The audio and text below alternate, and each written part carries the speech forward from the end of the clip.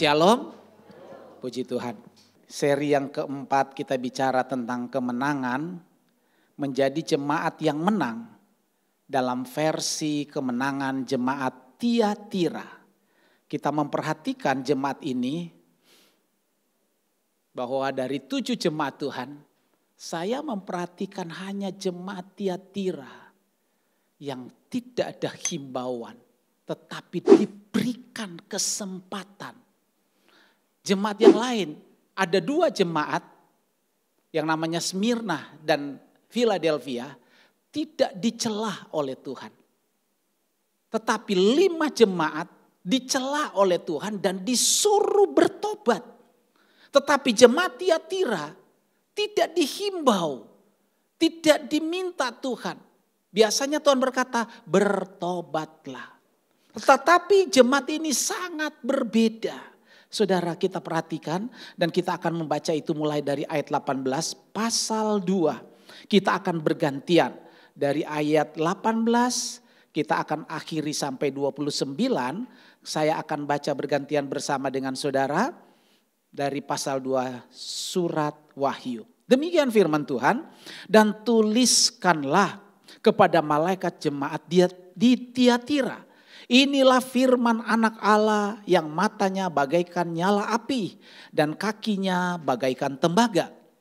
Aku tahu segala pekerjaanmu, baik kasihmu maupun imanmu, baik pelayananmu maupun ketekunanmu. Aku tahu bahwa pekerjaanmu yang terakhir lebih banyak daripada yang pertama. Tetapi aku mencela engkau karena engkau membiarkan wanita Isabel yang menyebut dirinya nabiah mengajar dan menyesatkan hamba-hambaku supaya berbuat zina dan makan persembahan-persembahan berhala. Dan aku telah memberikan dia waktu untuk bertobat, tetapi ia tidak mau bertobat dari zinahnya. Lihatlah, aku akan melemparkan dia ke atas ranjang orang sakit, dan mereka yang berbuat zina dengan dia akan kulemparkan ke dalam kesukaran besar, jika mereka tidak bertobat dari perbuatan-perbuatan perempuan itu. Dan anak-anaknya akan kumatikan, dan semua jemaat akan mengetahui bahwa akulah yang menguji batin dan hati orang, dan bahwa aku akan membalaskan kepada kamu setiap orang menurut perbuatannya. Tetapi kepada kamu, yaitu orang-orang lain di Tiatira yang tidak mengikuti ajaran itu dan yang tidak menyelidiki apa yang mereka sebut seluk-beluk iblis. Kepada kamu aku berkata, aku tidak mau menanggungkan beban lain kepadamu. Tetapi apa yang ada padamu, peganglah itu sampai aku datang. Dan barang siapa menang dan melakukan pekerjaanku sampai kesudahannya, kepadanya akan kukaruniakan kuasa atas bangsa-bangsa. Dan ia akan memerintah mereka dengan tongkat besi. Mereka akan diremukkan seperti tembikar tukang periuk, sama seperti yang kuterima dari Bapakku. Dan kepadanya akan kukaruniakan bintang timur. Siapa bertelinga, hendaklah ia mendengarkan apa yang dikatakan Roh kepada jemaat-jemaat. Iya, jadi sebenarnya ini jemaat tidak besar. Dari 7 jemaat yang ada di dalam surat Wahyu pasal 2 dan 3, jemaat Tiatira itu salah satu jemaat yang kecil. Dan kotanya ini adalah kota yang menjadi pintu masuk untuk ibu kota provinsi Asia, namanya Perkamus. Minggu lalu kita sudah bicara tentang Perkamus. Dan untuk masuk ke kota Perkamus harus lewati kota Tiatira. Kota ini begitu kecil, tetapi punya perdagangan yang begitu hebat. Dan di kota ini salah satu nasihat Tuhan yang terpanjang. Dari ayat-ayat di sini, saudara lihat ada ayat 18 sampai 29 ayat yang Tuhan berikan kepada jemaat Tiatira. Dan saya melihat jemaat Tiatira pernah punya yang namanya kebangunan rohani. Kebangunan rohani. Wahyu pasal 2 ayat 19 saya bacakan untuk saudara. Aku tahu segala pekerjaanmu, baik kasihmu maupun imanmu. Baik pelayananmu maupun ketekunanmu. Aku tahu bahwa pekerjaanmu yang terakhir lebih banyak daripada yang pertama. Jadi di kota ini ada jemaat yang punya kapasitas iman yang begitu hebat, yang penuh dengan antusias kepada Tuhan, yang saya sebut sebenarnya mereka punya yang namanya kebangunan rohani. Berbeda dengan Efesus. Efesus itu mereka punya pekerjaan baik, tetapi mereka telah meninggalkan kasih mereka yang mula-mula. Tetapi Tiatira tidak. Saudara dengar baik. Tuhan berkata, aku tahu segala pekerjaanmu. Ketika Tuhan berkata itu, dia dampingi. Dalam pengetahuan Tuhan, Tiatira itu punya konsep melayani Tuhan dalam kasih plus iman. Kasih plus iman. Ini tidak main-main. Ada penafsir yang berkata harusnya dimulai dari iman. Baru kasih. Tetapi mereka sudah begitu kesengsem dengan Tuhan. Sehingga kasih ini muncul duluan. Dan iman mereka bertumbuh. Tuhan tahu kasih mereka, Tuhan tahu iman mereka. Bahkan Tuhan berkata, baik pelayananmu maupun ketekunanmu aku tahu. Dan saya melihat Tuhan, kok engkau begitu tahu ya keadaan jemaat Tiatira. Tuhan berkata apa? Ayat 23, coba perhatikan ayat 23. Dan anak-anaknya yang kumatikan dan semua jemaat akan mengetahui bahwa akulah yang menguji batin dan hati orang. Dan bahwa aku akan membalaskan kepadamu setiap orang menurut perbuatannya. Iya. Ternyata kenapa Tuhan berkata begitu? Aku tahu segala pekerjaanmu, kasihmu dan imanmu. Pelayananmu dan ketekunanmu. I know. Saya tahu. Ternyata Tuhan sudah awal berkata bahwa aku adalah penguji batin dan hati orang. Jadi saudara mau berbuat apapun, penampilan saudara bisa baik, tapi yang Tuhan lihat tuh hati. Hati kita seperti apa? Itulah yang diuji oleh Tuhan. Nah, di sini yang saya harus mengerti Tuhan. Kebangunan rohani itu bukan penampilan.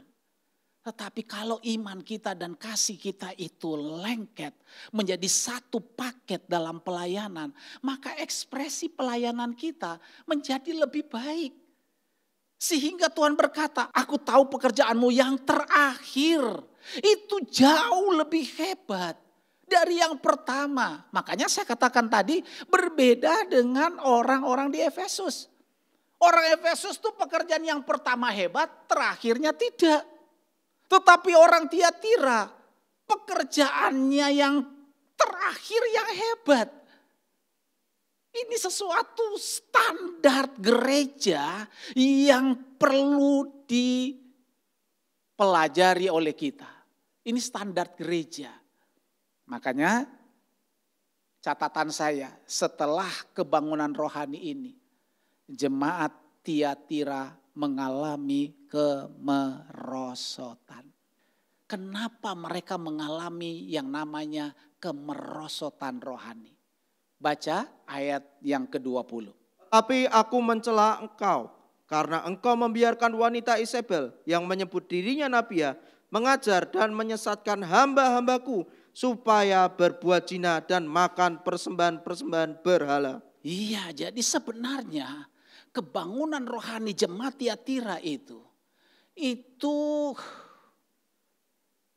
terjadi kemerosotan karena apa? Karena di dalam jemaat itu terjadi yang namanya pembiaran. Pembiaran. Jadi apa di sini? Kompromi. Jadi ada jemaat yang punya kapasitas kasih dan iman yang begitu hebat. Pelayanan dan ketekunan yang begitu dahsyat. Pekerjaan yang begitu berapi-api.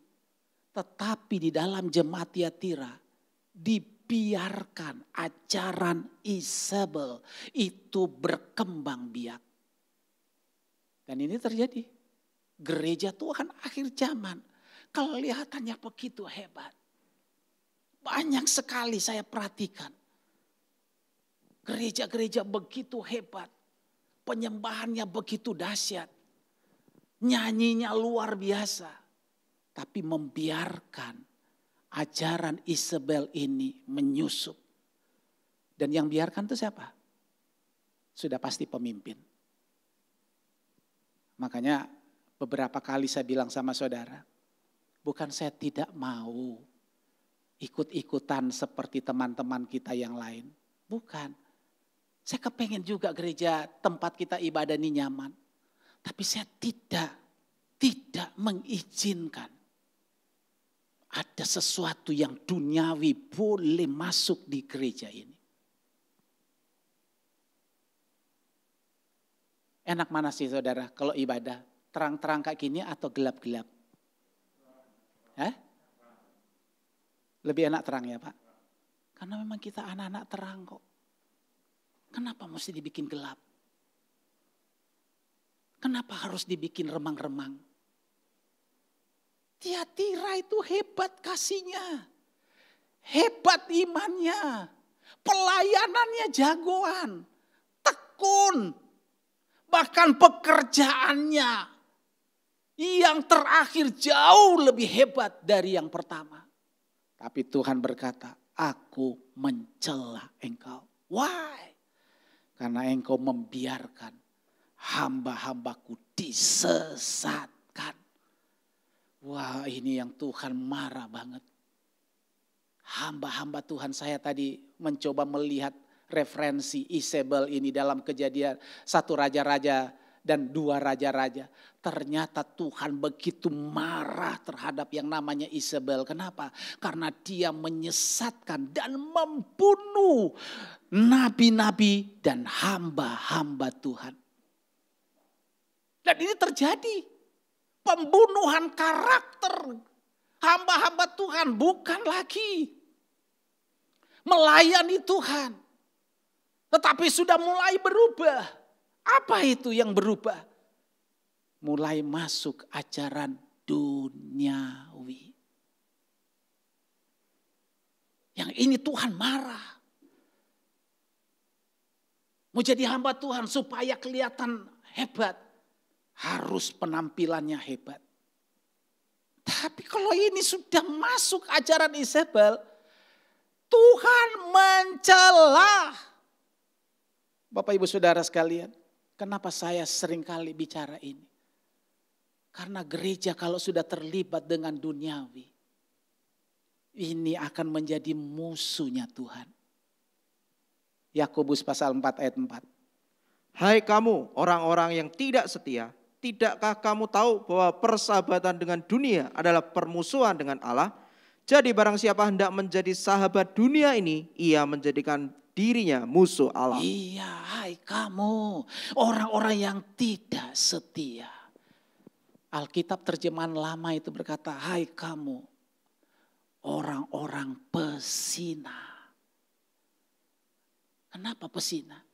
Karena setiap kita keluar dari lingkup kedekatan kita dengan Tuhan. Dan keluar dari kasih Tuhan itu bersinah. Bersinah itu artinya menikmati sesuatu yang bukan dari yang dia miliki. Ya bersinah.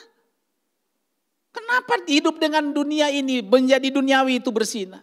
Karena Tuhan tahu kompetitor yang paling berbahaya di dunia ini adalah dengan Tuhan adalah dunia. Makanya waktu iblis bilang, Yesus, kamu lihat dunia ini begitu indah dengan segala kemegahannya. Sekali aja kamu menyembah aku, saya serahkan seluruh dunia ini untuk kamu. Tuhan dia tahu bahwa program Bapa itu adalah untuk kemuliaan yang sesungguhnya.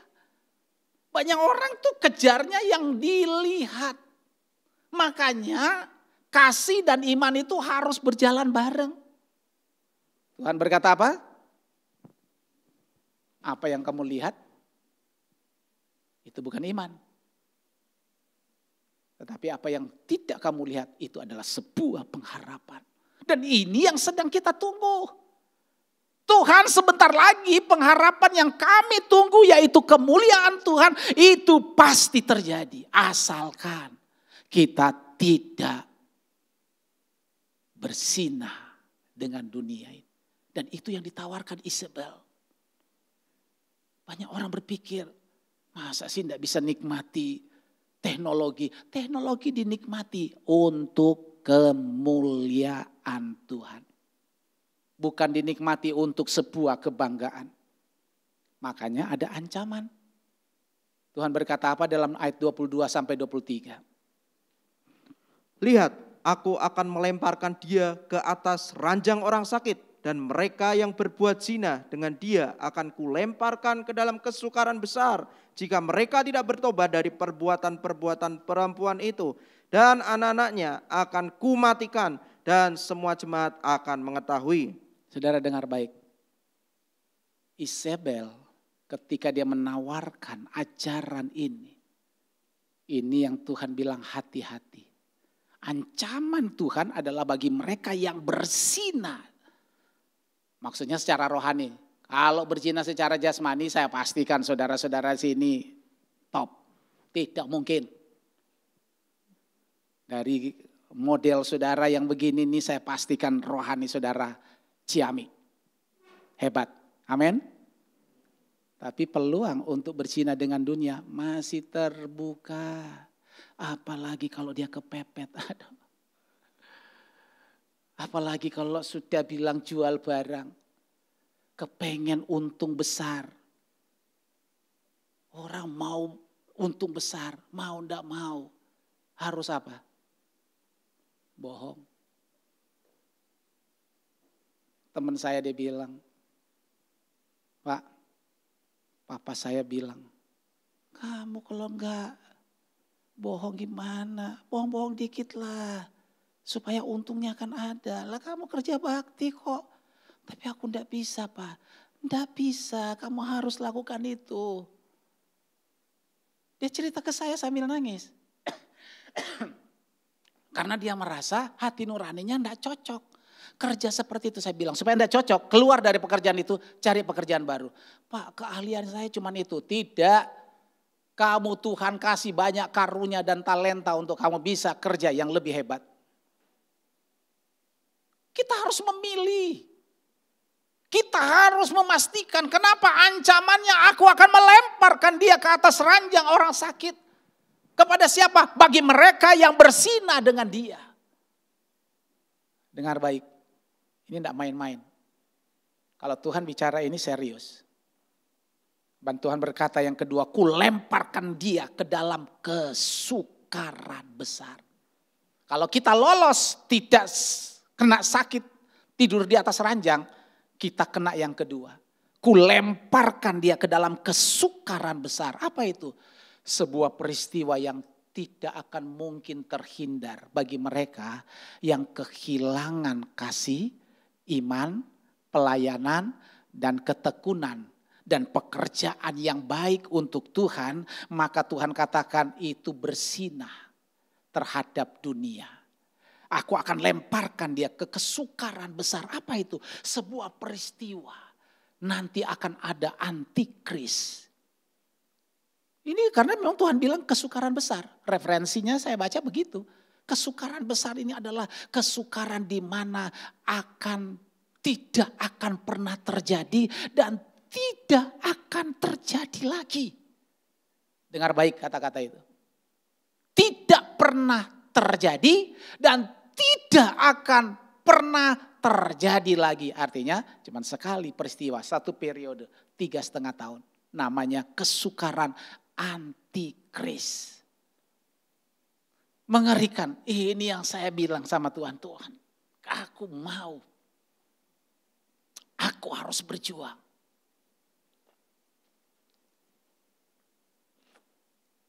Tapi yang saya ingin, hidup saya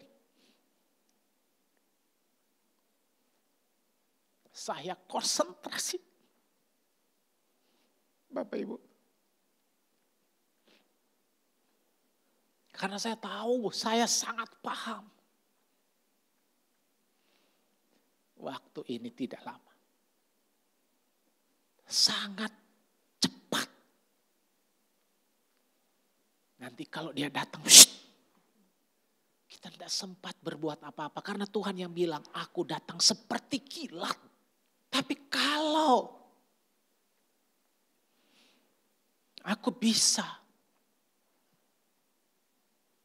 membangun hubungan dengan Tuhan. Wah, itu bagi saya kepuasan. Bukan hanya sekedar nyanyi. Kepuasanku berada di hadirat-Mu. Saudara bisa puas ketika saudara ada di kolam renang? Ora mungkin. Saudara bisa puas dengan Tuhan ketika saudara ada di mall? Ora mungkin. Saya kasih tahu saudara. Jadi yang saya perhatikan, kalau kita terikat dengan ajaran Isabel, ini yang berbahaya. Kalau sekali-sekali asalkan tidak terikat, ya enggak apa-apa. Tapi ketertarikan terhadap duniawi itu sudah hilang. Itu yang penting. Kalau orang kasih, ambil. Tidak ada, enggak apa-apa. Ada, pakai. Wes ngono wae kok. Hidup ini enaknya di situ gitu loh kalau bersama Tuhan. Tidak memaksakan diri. Makanya Tuhan ambil keputusan bagi orang jemaat Tiatira. Ayat 21 dan 23b. Keputusan Tuhan apa? Dan aku telah memberikan waktu untuk bertobat. Tetapi tidak mau bertobat dari zinahnya. Bahwa akulah yang menguji batin dan hati orang. Dan bahwa aku akan membalaskan kepada kamu setiap orang menurut perbuatannya. Iya, aku telah memberikan, ini yang saya bilang berbeda dengan jemaat yang lain. Jemaat yang lain tuh himbau, bertobatlah.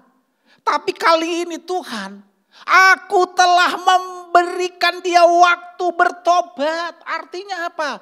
Tuhan menghimbau Abraham, bertobatlah Abraham. Abraham ini waktunya habis. Tetapi ia tidak mau bertobat dari zinanya.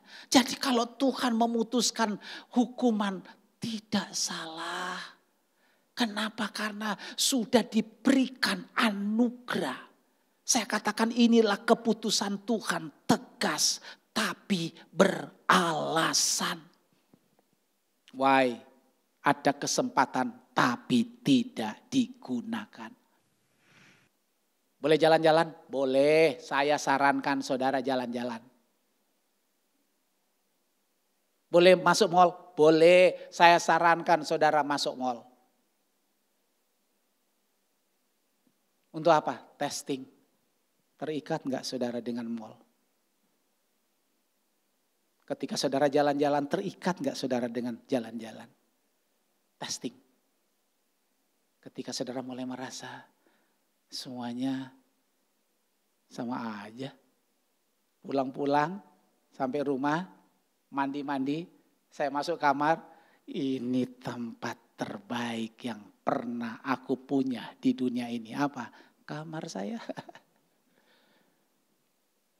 Saudara bisa lihat itu, bayangkan hotel yang kemarin, bayangkan tempat tidurmu. Cukup. Nikmat. Jam 9 habis saya persiapan khotbah ini. Saking capeknya. Aku pikir nanti istri saya bangunkan kita mau doa bersama. Enggak dibangunkan. Sudah dia mau bangunkan cuma bilang handsetnya dilepas. Lepas itu sudah jam 11 malam sampai pagi. Pagi aku bilang Tuhan aku balas nanti pagi. Karena memang tidak bisa, aku jam 5 itu, setengah 5 itu sudah harus bangun. Tidak bisa tidak. Doa lagi, berterima kasih lagi. Kenapa Tuhan berikan kesempatan Bapak Ibu, ini nanti lewat. 1 jam saudara tadi itu sudah tidak akan mungkin balik lagi, tidak mungkin.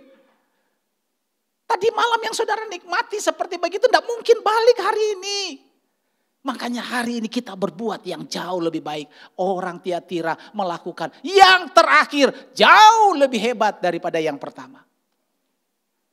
Yang kedua, belas kasihan dan harapan Tuhan. Ayat 24. Tetapi kepada kamu, yaitu orang-orang lain di Tiatira, yang tidak mengikuti ajaran itu, dan yang tidak menyelidiki apa yang mereka sebut seluk-beluk iblis, kepada kamu aku berkata, aku tidak mau menanggungkan beban lain kepadamu. Iya, belas kasihan Tuhan itu di mana? Ternyata di Tiatira itu ada orang-orang lain yang tidak terlibat dalam ajaran dan kompromi terhadap Isabel. Bapak Ibu, Tuhan berkata begini, orang-orang lain yang di Tiatira, yang tidak mengikuti ajaran Isabel dan tidak menyelidiki ajaran seluk-beluk dari iblis, aku tidak mau menanggungkan beban lain kepadamu. Why? Karena bagi Tuhan dia sudah puas. Tuhan tuh sudah puas kalau engkau punya kasih dan iman. Dia sangat puas kalau engkau sudah melayani dengan tekun. Tuhan sudah sangat puas kalau engkau progresif, melayani lebih baik dari yang pertama. Sudah Tuhan puas. Tuhan hanya ingin membimbing kita supaya kita setia. Itulah belas kasihan Tuhan. Harapan Tuhan itu bagi kita itu apa? Perhatikan ayat 25. Harapan Tuhan. Ayat 25. Tetapi apa yang ada padamu, peganglah itu sampai aku datang. Iya. Oh Tuhan wanti-wanti. Apa yang sudah kamu pegang-pegang. Sudah jangan dilepaskan. Apa itu?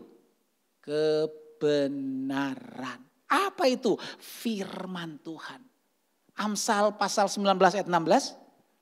Siapa berpegang pada perintah memelihara nyawanya, tetapi siapa menghina firman akan mati. Saudara pegang firman Tuhan. Alkitab katakan apa? Kamu akan terpelihara nyawamu. Tetapi kalau kamu tidak berpegang pada firman, bahkan menghinalah firman koyo ngono itu terus. Banyak orang kalau sudah bosan dengan firman mesti ngono. Walah, ngono meneh, kudus meneh. Banyak orang kalau sudah malas dengar firman Tuhan gitu. Dikit-dikit duniawi, memang kamu sudah tinggal di sorga.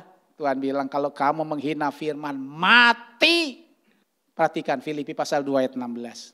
Berpegang pada firman kehidupan agar aku dapat bermegah pada hari Kristus. Bahwa aku tidak percuma berlomba dan tidak percuma bersusah-susah. Iya, enggak ada. Tuhan berkata kita tidak akan mungkin sia-sia.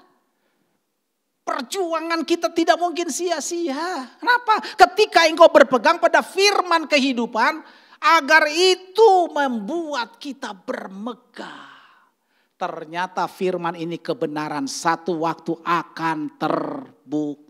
Satu waktu. Sekarang mungkin belum.